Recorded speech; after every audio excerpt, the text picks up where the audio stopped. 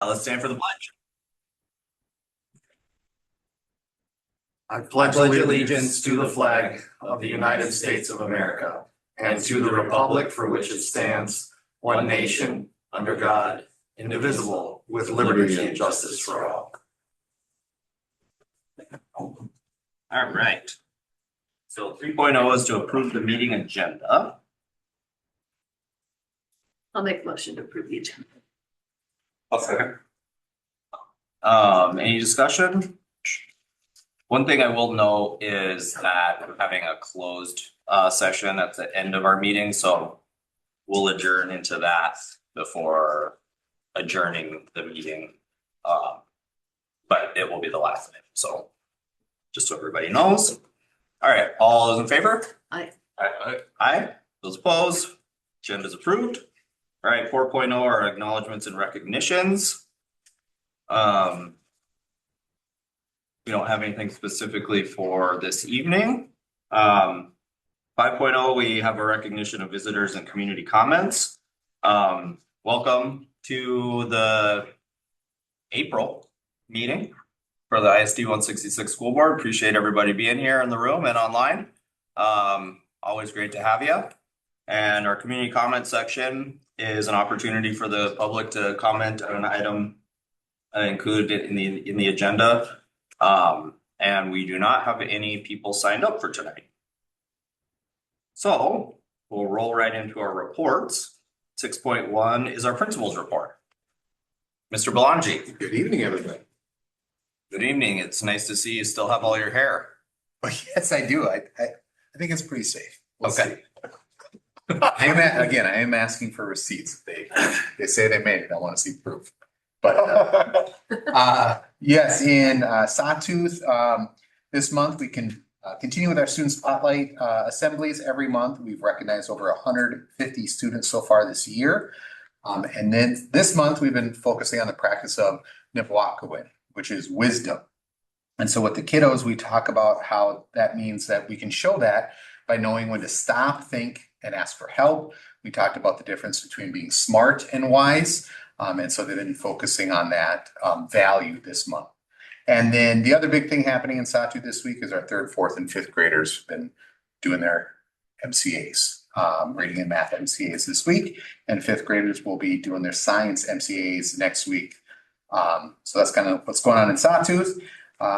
In the middle school and high school right now, we've had 8 senior high students going down to North House every day, working on the annual timber frame project. I'm not sure where that structure is going to this year, but they've been having a great time with that. I checked in with some of them this morning, and it's going to be a late night, but they are on track to get the structure completed this week. Also, some other things coming up for students here at the end of the year. Our Senior Scholarship Awards Night is May 13th. Prom is coming up, and that's May 16th at Up Yonder. And then also our Grand Portage Awards Night is going to be on May 20th. And then for the community, just to let them know that next week, Tuesday, we're having our pre-K registration night, and then also our kindergarten and 6th grade info night. So we're inviting families of students here, obviously in pre-K and 5th grade, but also want to put that out there to any families in the community, no matter where your kid is currently enrolled, to come check us out for kindergarten and middle school next year. Online enrollment is open on our website right now, so any new students coming in can start that enrollment process. And then for the community as well, the Grand March for prom on May 16th is going to be at 7 o'clock in the main gym. And then also, again, just checking in and reminding folks that our graduation commencement ceremony is on the Saturday Memorial Weekend at 1 p.m. Already looking at graduation, huh? Yes. Next month. That's not long away. Race to the finish here, huh? Yes, yes. Great. He's smiling about that. You see that? Well, it's hard not to smile with a sunny day. That's so, right. That's right. Any other questions or comments for Mr. Belangi? All right. Well, thank you so much and best of luck rounding out this year. No, thank you. All right. 6.2 is our student school board member report. And we have a report in our packet from Tamoy, and she's not here with us this evening, but have a look through her report. 6.3 is the superintendent's report. Mr. Lindholm. Thank you, Mr. Chair. I will just share that, read Tamoy's report. There's a lot going on right now in the high school, with poetry nights and, career fairs and obviously athletics. And, it's really been a hopping 2-3 weeks here, during the month of April, which is normal. It's what we do this time of year, but, it's fun to see kids celebrating not just athletics, but academic things like poetry and reading and music and concerts. So, take a look at that. For my report, you can see in there, the biggest celebration I want to share is that we were notified on Wednesday afternoon, finally, that Cook County Schools was awarded a second 2-year native language revitalization grant. That is a grant that's a very strong partnership with Grand Portage. I want to thank Eric and his day job for working with me to submit that grant. It ultimately will fund one of our Cook County teachers, a 1.0 FTE, for elementary Ojibwe to work alongside with Margaret and alongside with Michael, teaching Ojibwe as we try to expand the capacity of people in-house to be able to do that and further that work. So it's really exciting. It's over a $400,000 grant over 2 years. It's a lot of money. And I think it speaks to them thinking that what we're doing right now is really good and they want to see it continue for a couple more years. So I'm exceptionally proud of that. And I want to thank Eric and Anna for helping in that partnership. It's going to be great. Yeah. Beyond that, a reminder that the groundbreaking ceremony is May 22nd at 2 p.m. outside the front entrance. That we'll have ICS here and some of our partners and get out invitations to that probably here in the next week or so. We're working with ICS to continue to tighten up our summer occupancy plans. There's just a lot of little details that this entails. And so in a nutshell, the hallway where the district office is, that's where pretty much most of the programming is going to go on. So those rooms will not be updated this coming summer. They'll be in summer number 2.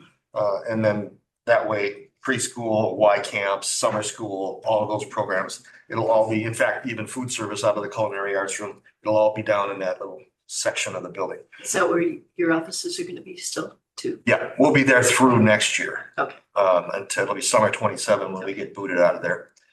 We will also use, obviously, this room for drivers ed and board meetings. We'll use what's now Oberg's room for some ECFE stuff. So there'll be a little bit down on this end where there's not that much happening, but the vast majority of it will be in the district office hallway.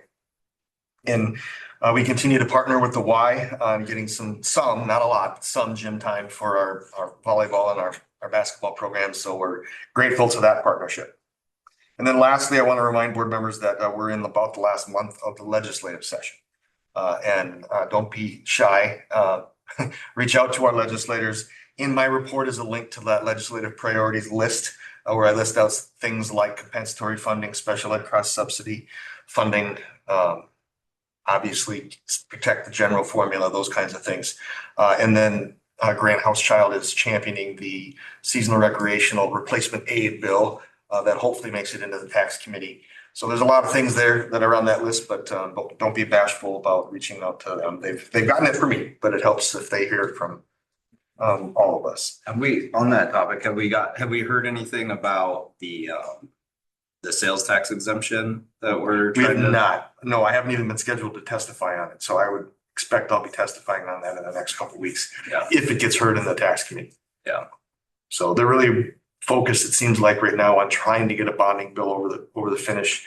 As I shared in my memo a week ago, what's happening in the House right now is just almost complete dysfunction.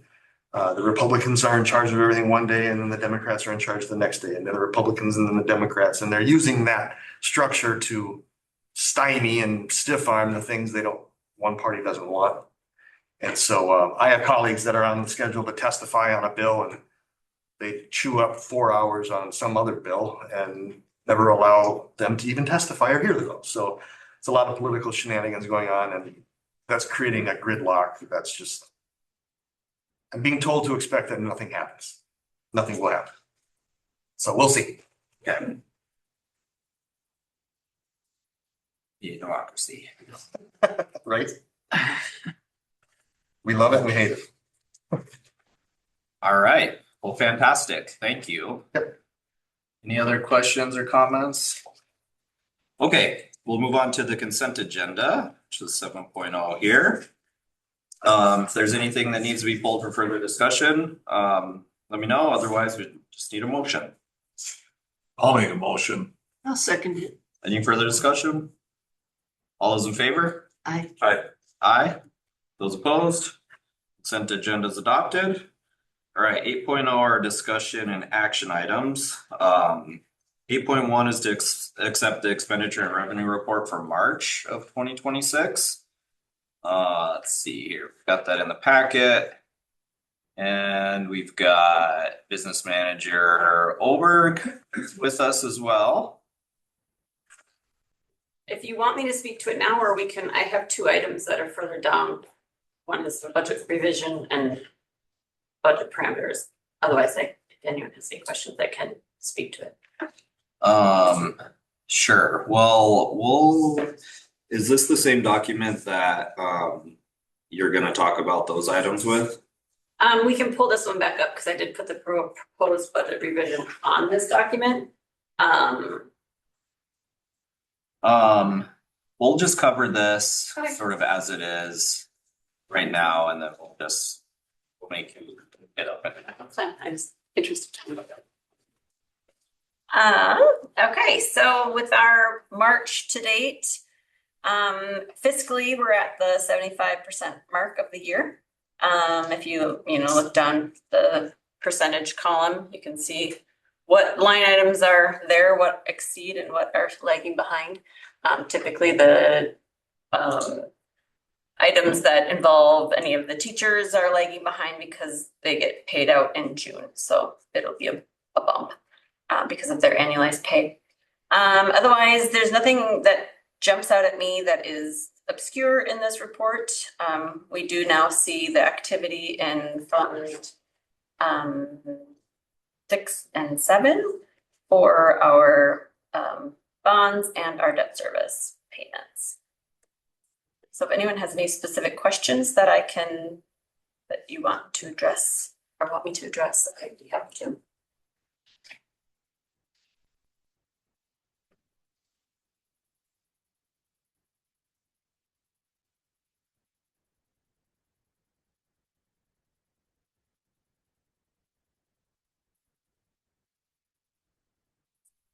Any questions? I'll make a motion to accept the expense revenue report. Any further discussion? All those in favor? Aye. Aye. Those opposed? Motion carries. All right, thank you. Okay, let's see, 8.2 is a discussion regarding notification regarding their disproportionality from the Department of Education. Yeah, so I will invite up Chris Haudela. Chris, welcome. Chris is a staff member at the Northland Learning Center who kind of oversees the early intervention work that the co-op coordinates amongst all of the member districts. Chris has also worked really closely this past year or two, maybe, with our preschool teachers and Lacey Smith, getting that program up and running and our teachers trained. But the biggest part of her job is helping address disproportionality and implementing the MTSS systems or multi-tier systems of support throughout the school district. So welcome, Chris. Thank you. She's going to help explain what does that big word disproportionality mean and where we're at. Good evening. So I provided you guys a draft letter and I'm just going to kind of summarize that for you right now. Last year on April 8th, we received a letter from the Department of Ed saying that Cook County was mandatory disproportionality, that you had met the threshold of 3.0 or higher for American Indian or Native American students with disabilities and total disciplinary removals. I sat down with Mr. Belangi and Mr. Lindholm and we looked through it, and because of your small school and the small population, it really could only be 1 or 2 kids that are making this significant disproportionality for you. And we talked through all of the pieces of it and have a really solid plan here in your school. But because of that disproportionality, the whole entire co-op that goes into mandatory, which means they have to set aside 15% of their special ed funding to be used for general education, support and training. And part of my job is from that 15%. So what we're doing with this early intervention is we're really digging in and we're setting up a system to make sure that all kids are connected and they're getting the supports and interventions that they need at that tiered level, like Chris was talking about the multi-tiered. So we're really starting to dig into tier 1, which is that quality core instruction, tier 2, which are those different levels of like smaller group interventions or support, or tier 3 where it could be more individualized.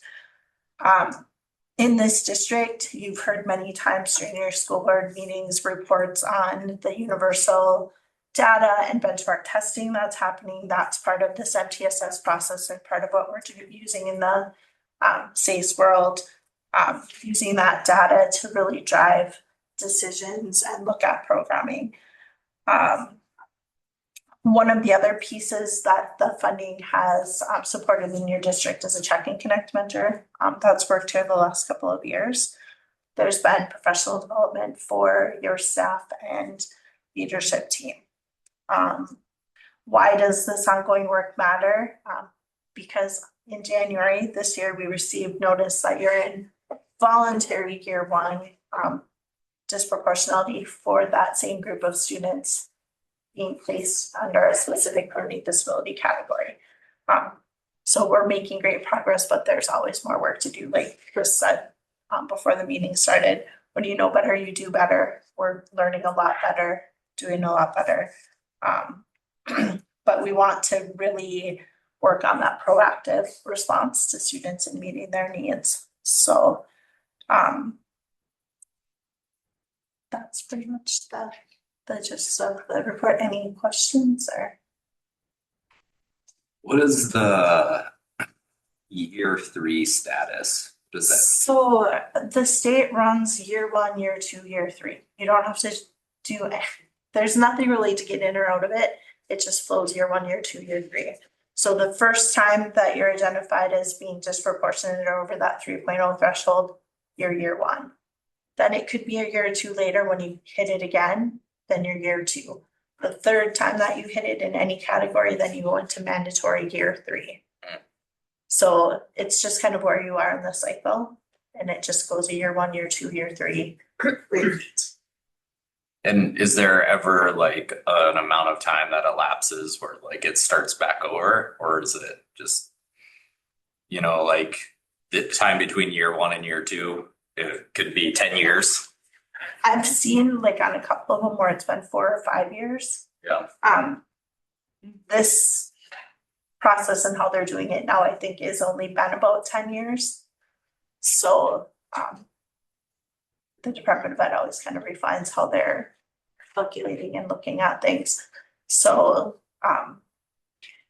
you can be year 1 in one category and you can be year 2 in a different category. Like if you were in year 1, you can be like in multiple years too, depending on categories. Yeah.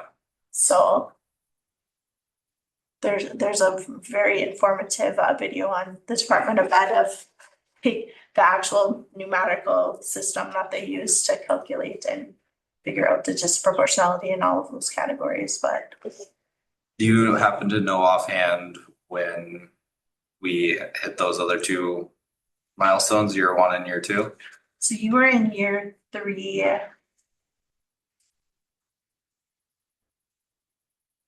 No, I think you were voluntary those other years. So this year 3 right now, this is your first voluntary.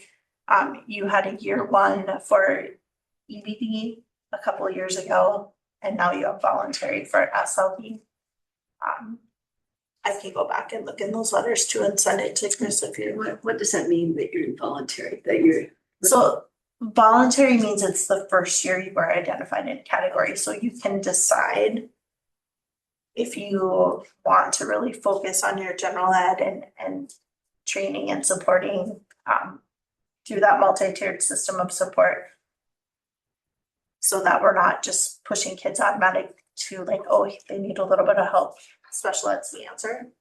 I see. But to like really digging in and making sure that before we refer students that we've done interventions, we've progress monitored, we've done our due diligence to make sure that it's not a learning disability or a disability at all, that we've done that multi-tiered process. Yeah, I flippantly say that we've been on the naughty list the entire time I've been in Cook County.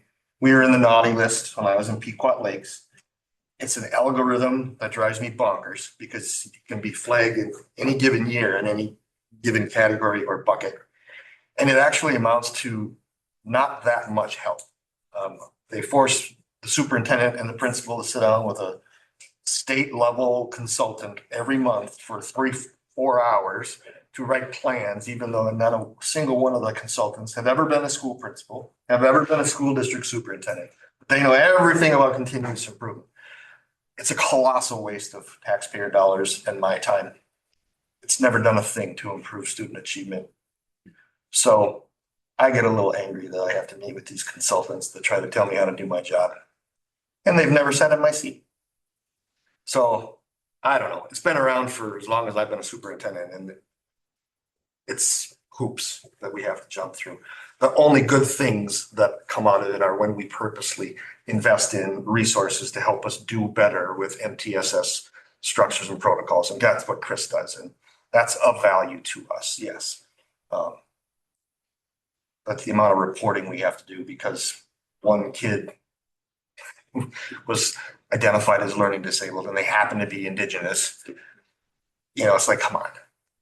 Is it right to then just not give them the support they need? I mean, would that be better? You know, it doesn't feel to me like it's a system for supporting. So, But in this case, is this like an achievement thing, or is this? well, last year Disciplinary. it was about discipline removals from school. Yeah. This year, This year it's identification of learning disabled students who happen to also be Indigenous. Yeah.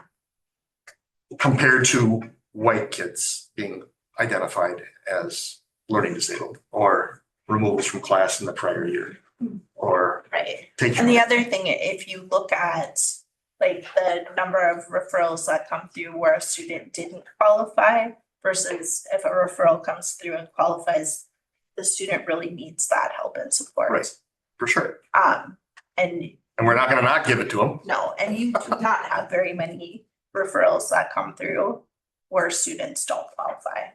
Right.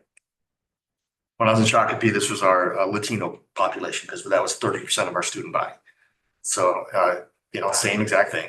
Just different district. So thank you, Chris. It's if you can figure out the algorithm they use, you are a rocket scientist. I've never been able to figure it out. I watched the video twice. It feels like Russian roulette to me. Okay, well, thank you. I mean, it's encouraging, you know, reading this, it's encouraging to know that this isn't like, we're not like in trouble per se, that you guys are kind of like on it in terms of doing what we need to do. Yeah, Chris does a really good job of getting our data submitted and tracked. And we're grateful for that help. So, thanks. Okay. 8.3 is a variety of items regarding our construction project. We've got our schematic design. And we've got Jason from ICS here with us tonight. And Damien from ICS hiding back there too. Welcome, gentlemen. Hi, thank you. Chris, do you want me to try to share my screen? Totally your call. I can drive or you can drive. Let's try. It's kind of fun. We can actually see your laptop from on the screen. It's true. It's like a mirror thing. Yeah. Just keeps going. Be careful, don't look too close. Well. No, I'm going bald. That's what you're No, that was saying. me.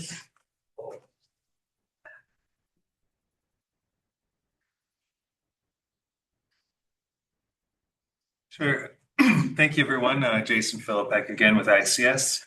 And I am here to review the construction update for the Cook County Schools project. Damian Williams here with me, also part of ICS. Today we will review the referendum 1 construction, which includes the budget review and project updates. And we will also review the schematic design for referendum number 2. Regarding referendum 1,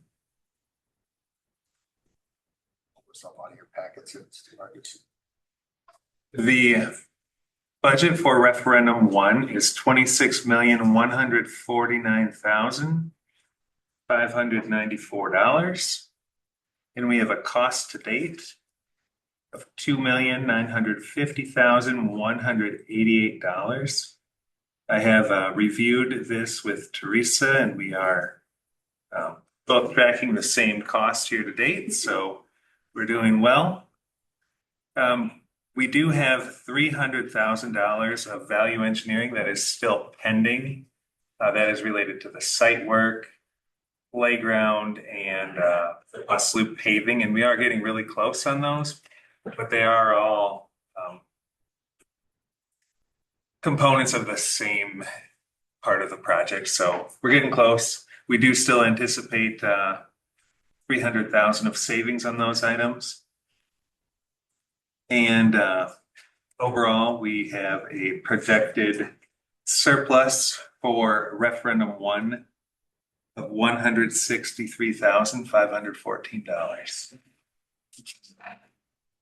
Are there any questions about the budget? Are those value engineering, is that also just you're waiting for conditions to look at it? I mean, Some of it is, yeah. yeah. A couple of the items we'll find out as we start excavation.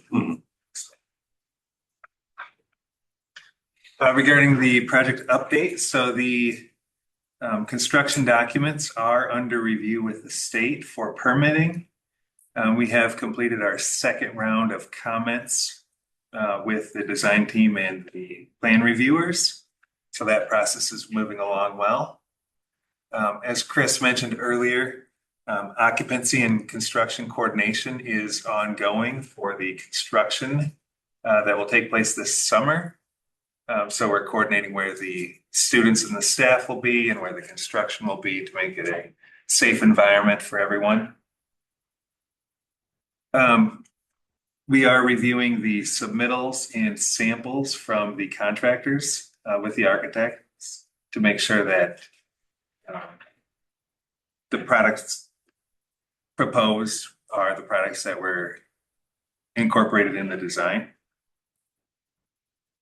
And we are also reviewing furniture proposals. So on Tuesday, one of the furniture vendors came in here to showcase some of their cafeteria furniture. We will be compiling a list of the furniture proposals and providing a recommendation back to the school on which one of the 4 vendors has the best value. Furniture will be an item we do have to move on fairly quickly here to procure the cafeteria furniture before the end of the summer. The current lead time for the cafeteria tables, if we procured it today, the tables would arrive in June. So we have a little bit of time here, but not a lot. We have received proposals from the furniture vendors this last week here. So further information will come pretty quick. Jason, I don't think I remembered to ask you on Tuesday. Have you Made that timeline clear to Emily from DSGW. No, and I will be following up with her as well. Okay. That whole look of the cafeteria will kind of drive what we buy, so. Yeah, in terms of the colors. Yeah. Construction mobilization will start May 1st with site preparation and utility routing in the back by the new gym, and also relocating the cooler. And then, as Chris mentioned, the groundbreaking will be Friday, May 22nd, 2 p.m. We figured out where the podium is going to be and where the ceremonial dirt will be located, and I think we're getting ready here, guys. Big decisions. That is my update for referendum 1 construction. Are there any questions on that before we jump into the schematic design? Okay. Today I'll be presenting the schematic design for referendum 2. We will review the design approach, the schematic design summary, the estimate approach, funding and schematic design estimate, project schedule, and next steps. So regarding the basis of design for referendum 2, the referendum that was voted on in November established the budget for the project and also the 3 areas of focus for this project.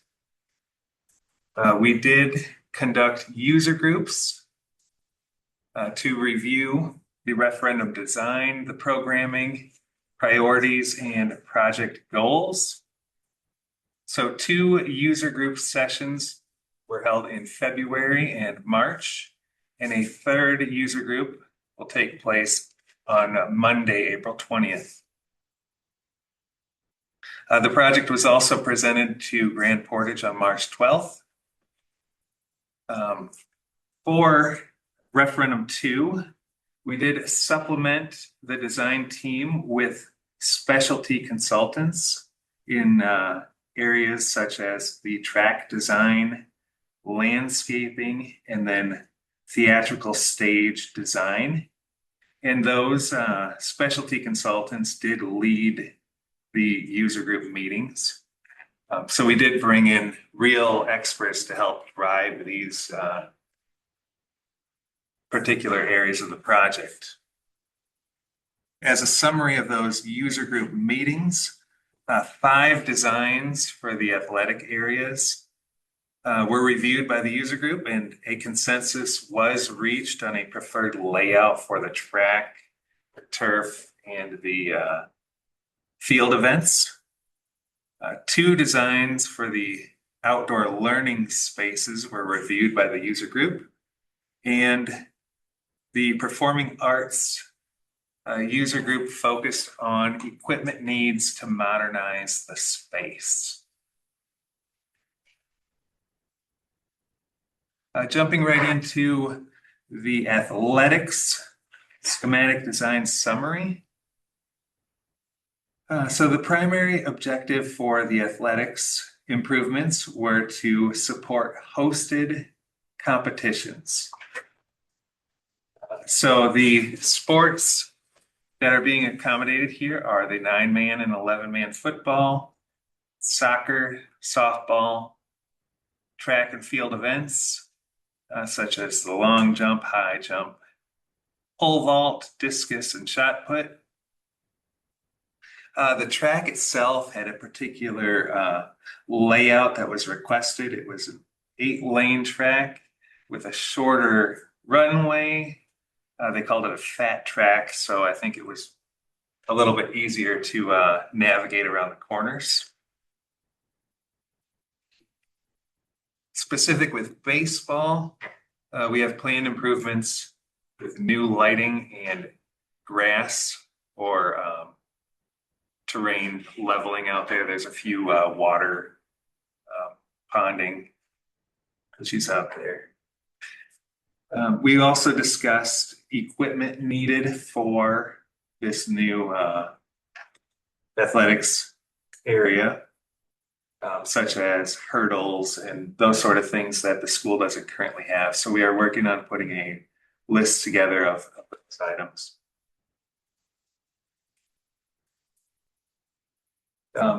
Here we have the layout that was reviewed by the user group and selected as the best option for the site. We are still in the schematic design phase of the project, so this could still change based on the elevation of the field or other constraints for the project, bedrock, or other items. Are there any questions about the athletics schematic design? You want to just walk them through the amenities, Jason, real quick? Oh, sure. So we've got our bleachers here, which will be overlooking Lake Superior, just like they are now. We have our pole vault here next to the bleachers. We have our long jump and high jump down here.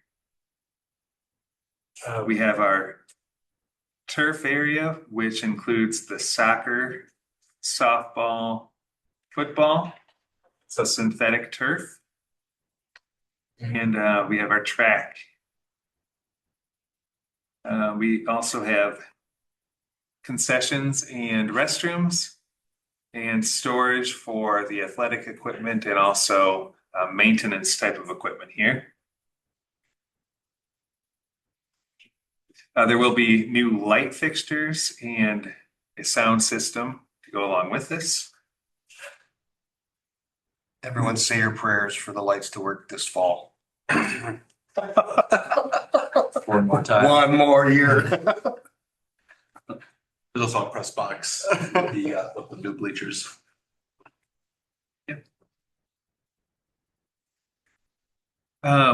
So the facility buildings that will be located out there on the athletics area include the restrooms, concessions, ticketing, storage, and then the bleachers.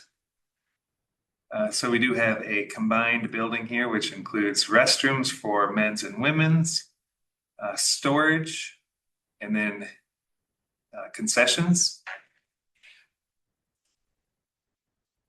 And we have a second building that was non-heated here, which would be for cold storage of the athletic equipment and maintenance equipment. We also have new bleachers here with a target capacity of 500 to 700 people. And the bleachers will all be located on one side of the track. And that's because the track itself is going to take up a larger footprint. We can't actually fit bleachers on both sides this time. So there was some reason that you guys remind me, I think you like that you can't, that under bleacher storage isn't a thing. The bleachers, you have to have different bleachers or something. That was brought up during the user group meetings, Yeah. and it might require different occupancy. Okay. That, you know, right now it's not an occupied space, but if it had closed walls, it might sprinklers. Yeah, okay, that's what I think that's what you were, okay, that makes sense. The scoreboard, we talked about that being on the east side of the field for the best spectator viewing. Here we have our new bleachers, pretty similar to what we have now, but there will be a new press box here on the back, ADA compliant, and the bleachers themselves are an improvement from what is out there right now. These are about 30 feet longer than the set that's there. So to give you an idea.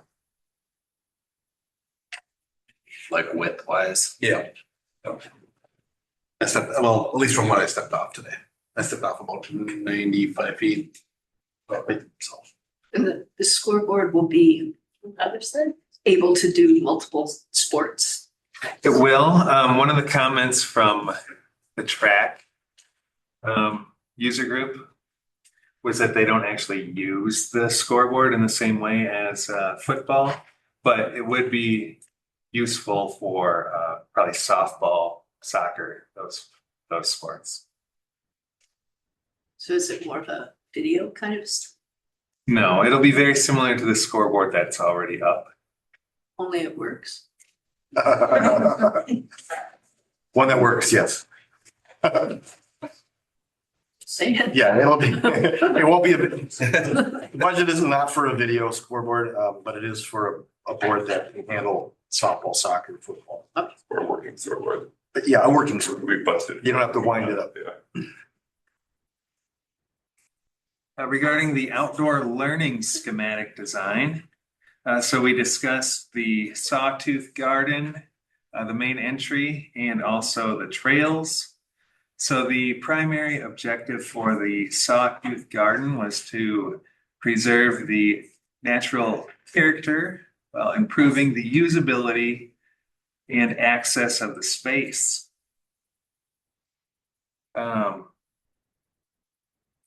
We talked about an amphitheater in front of the mosaic here for 20 to 40 students. And also relocating the garden, kind of consolidating that into one area and providing a fence around it for, for deer. Deer fence. The location of this garden is not set in stone here, and there will be additional layouts shared with the group on Monday. Yeah, Tom had some ideas on that. You did. But it was important to keep the garden. It's very important to the community, and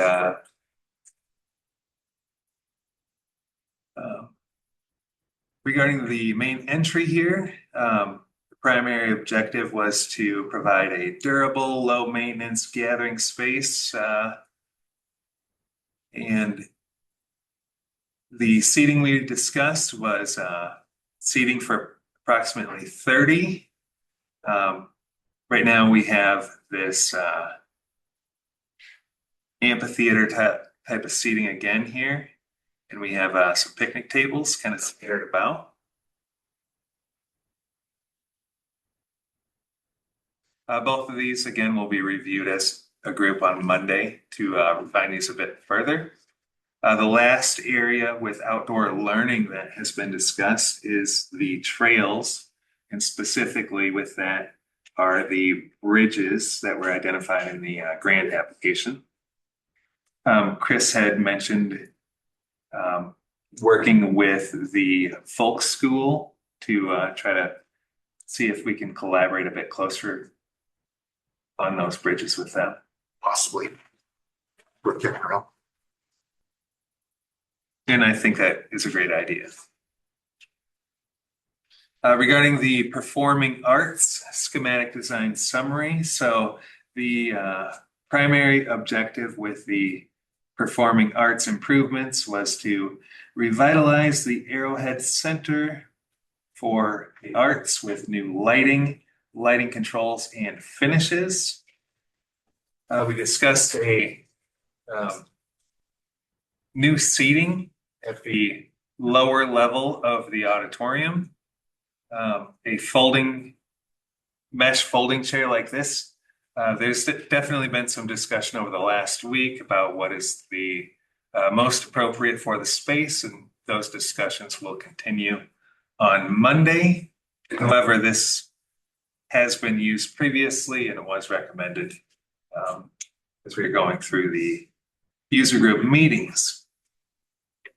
The other item we discussed was the stage. So there's a front portion of the stage called a thrust, and that portion is mobile. So some days it's up, other plays it's taken down or it moves.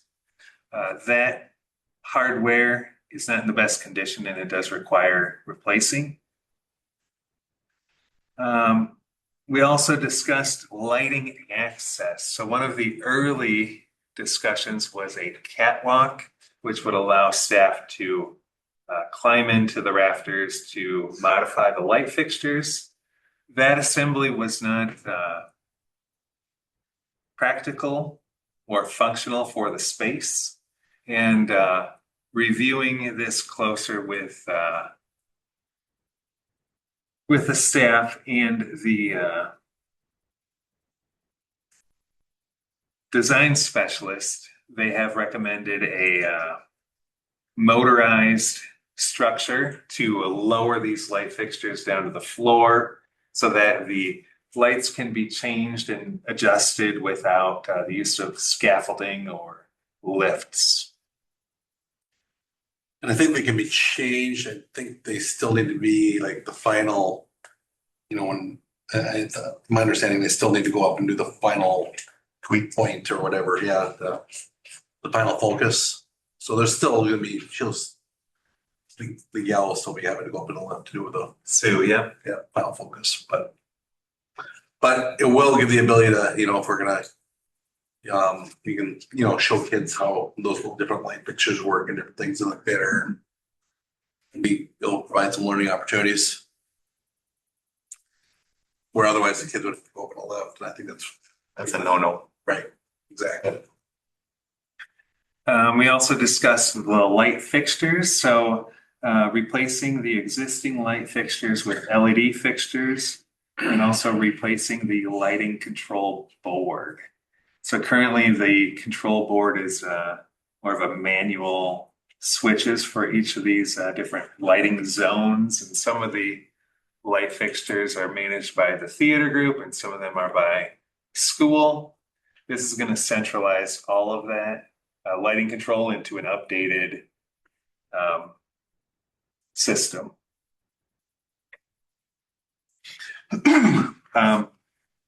We also discussed audio. So there are some microphone connections that are on the stage that need to be relocated.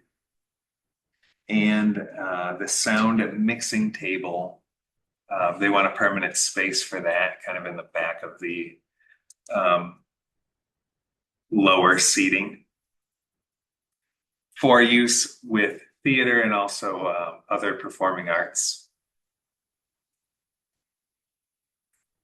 Lastly, we discussed other minor facility improvements such as replacing the carpet and repainting the walls with a darker color and installing a new video screen.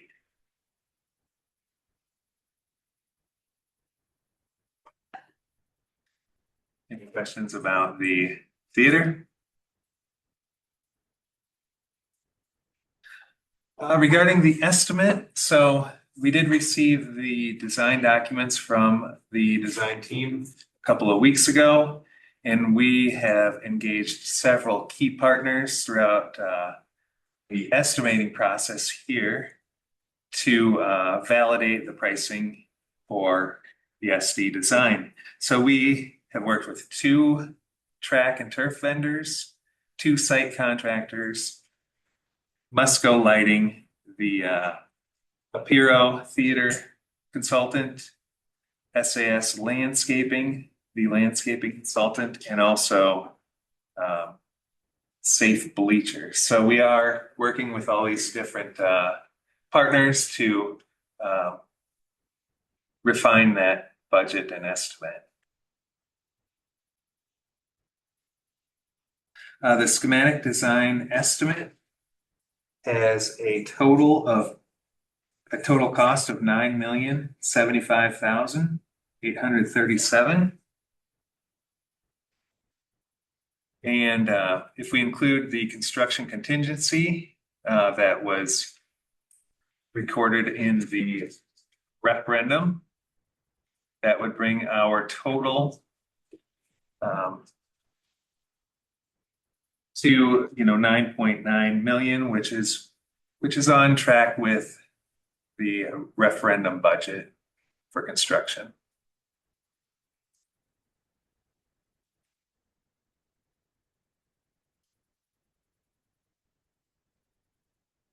There are a lot of contingencies and variables at this stage of the design process, but we're comfortable and confident where we're at here. Are there any questions about the budget?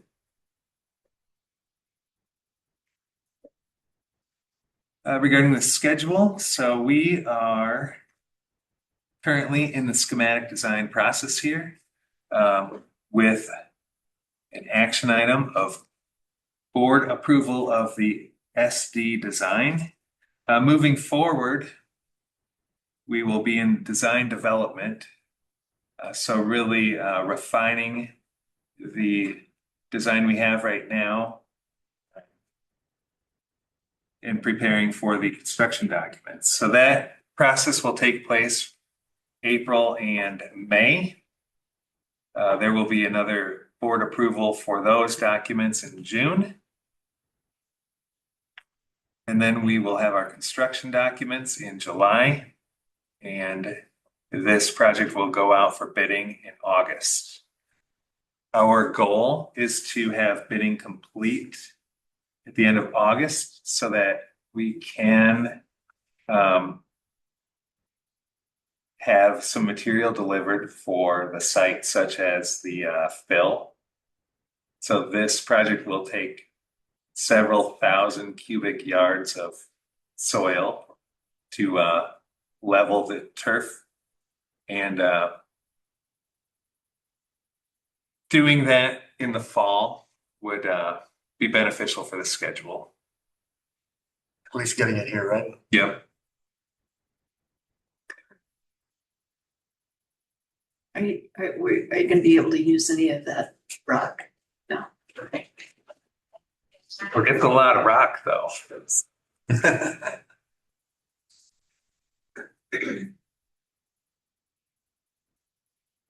After the retaining walls, nothing, huh?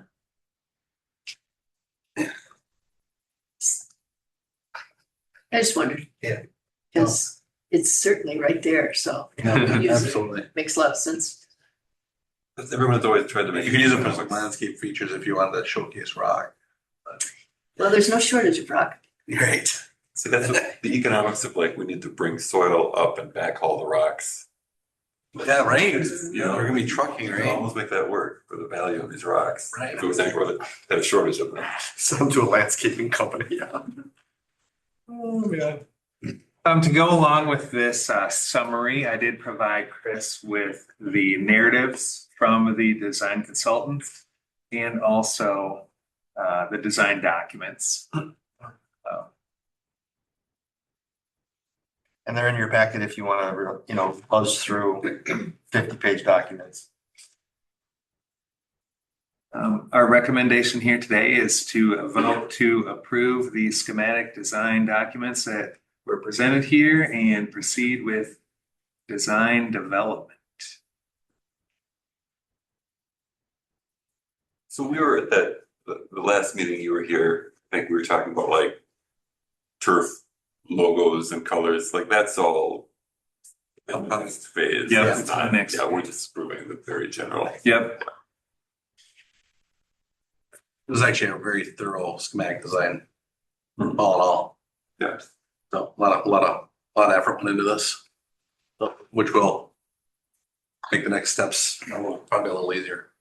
Help, you know, as accurate as possible at this point with the cost. Oh, yeah. Absolutely. Yeah, we spent a lot of time making sure that was the Yeah. case. It wasn't very much fun last time around. Have a little better visibility going into bid day. Yeah, Absolutely.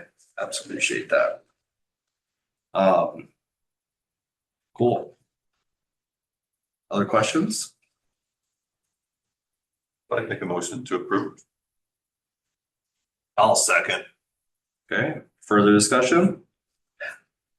All those in favor? Aye. Those opposed? Motion carries. So get to work on that next step. No rest for the weary. I'll send out the message right now. Don't see, that took care of 8.3 and 8.4 actually, because we have the construction update at the beginning. Thank So you, we gentlemen. got all the ICS stuff there. Appreciate you guys coming down and or up, I guess, as it is. Yeah, picked a great day. So we actually walked the entire site. Did you? Yep. Because it's been a little while since winter was upon us, right? So. It's a little different when it's not 50 below and walking out there. Right, we picked a lot warmer day today. It's one of the few we have, so I'm glad you guys are here for it. It'll be the same temp in July, don't worry. That was great. It was great to see everyone. All right. Thank you. Yeah, thanks, guys. Now the Teresa Over show. Okay. Let's see, so we are gonna move to 8.5, which is April 26 budget revision. We'll bring back I'll go here this. Manager Overt.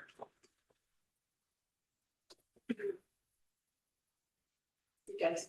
Safe travels, guys. All right. Budget revision, we kind of dug in a little bit deeper over at the work session, but just as a broad overview. When we approved our budget, we did not have the passing of the referendum in the original plan. And so after passing the referendum in November, there was activity that really needed to be reflected in the budget. So what you're looking at is the primary changes. There were a few other things since we were doing a budget revision that I also included contract settlements from negotiations and some curriculum purchases that were required because of the READ Act. And so what we're looking at is budget revision, and the change is an increase to the general fund of approximately $200,000. And that hopefully maybe won't all ding the unrestricted fund balance, but there is potential for some fund balance usage in this plan. And then the other components are the refunding of the debt. So there was an in and out in Fund 7, and then the acknowledgement in Fund 6 of the revenue that was received from the sale of the bonds. So if anyone has any questions specific to the budget revisions or clarification from our last discussion earlier this month.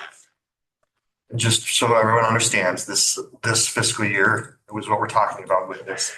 And it'll all get tied out in August, September, and then approved with an audit in November when we really know where we land at the very end of the fiscal year. So this is an adjustment or a revision, and then the audit comes in the late summer.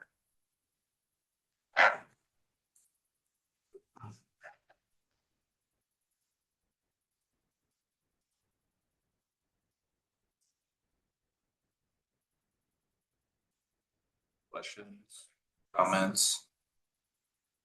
A change in $12 million in revenue is kind of an important thing to recognize. Right.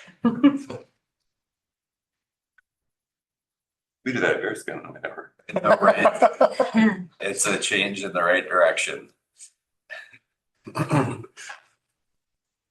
Right, and so then when the revenue is recognized in this fiscal year, in the future, it'll just Expenditure be, side. yeah, it'll just be on the expenditure side, so that oftentimes gets a little bit distracting, I guess.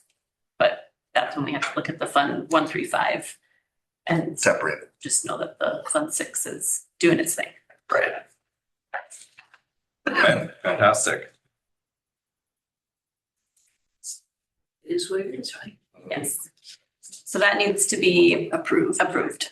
I'll make a recommendation to approve the budget revisions as presented. I'll second.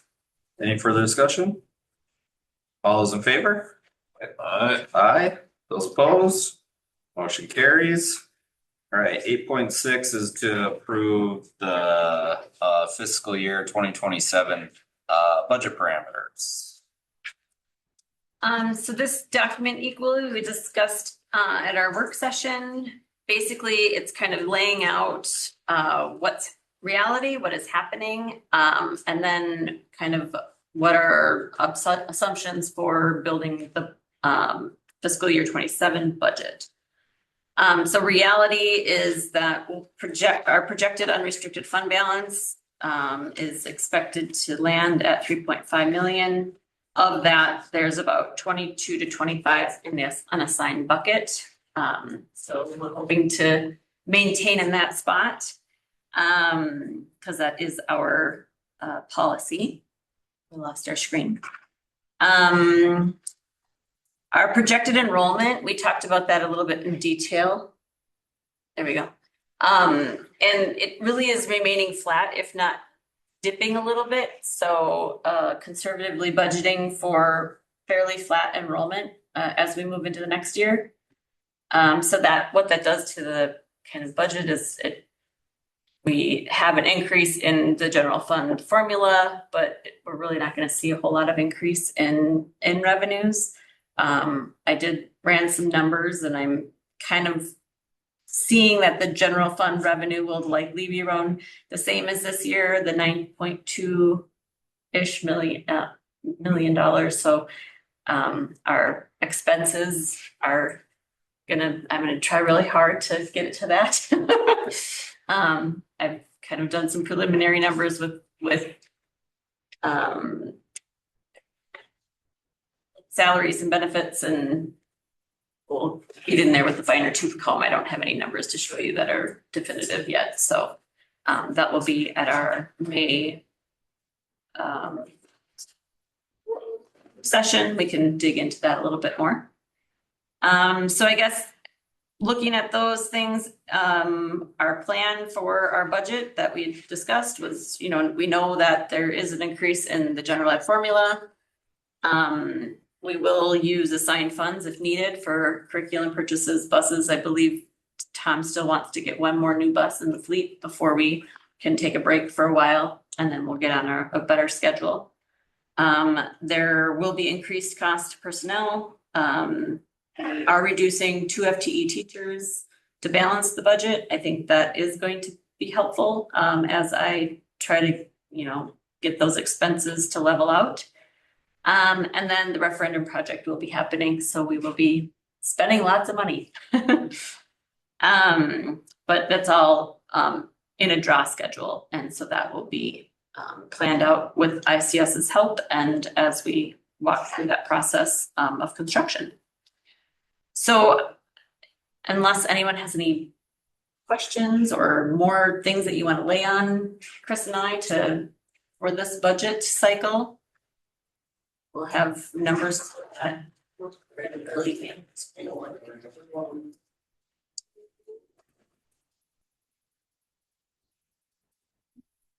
If not, then I would recommend or request that this be approved for work on the budget.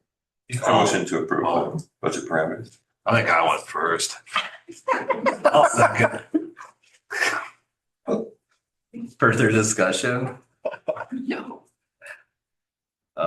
Thank you for getting this started. We appreciate this process. Have it be real iterative for the board as we move through this, so great. All those in favor? Aye. Aye. Those opposed? Motion carries. All right.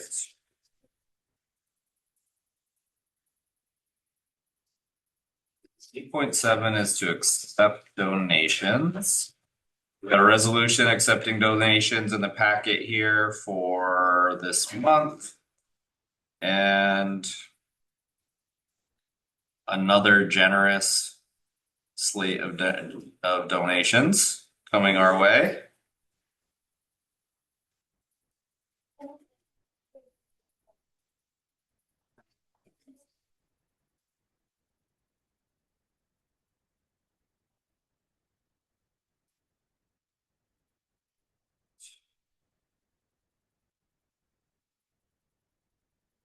I'll make a motion.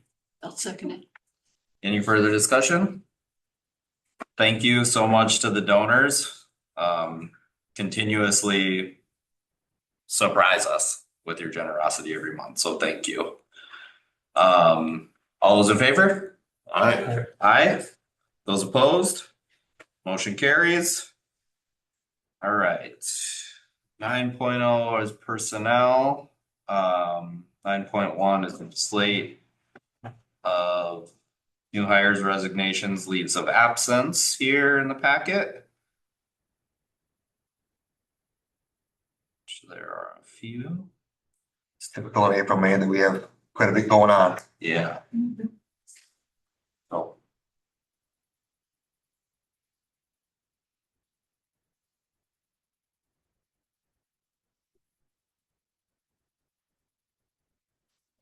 All right.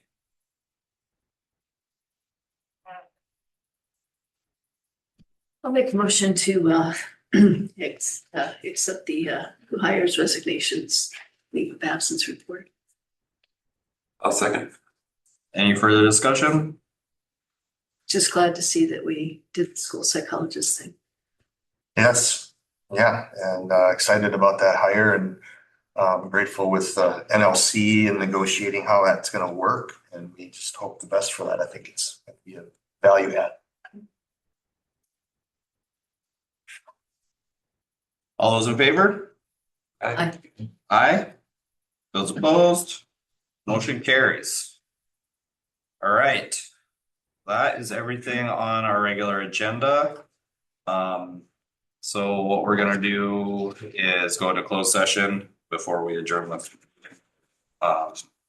There's not gonna be any other agenda items, so we'll just need a motion to. Closed session. Okay. So we got a motion to move into closed session here at 6:08. Need a second? Yeah, I'll second. Okay. All those in favor?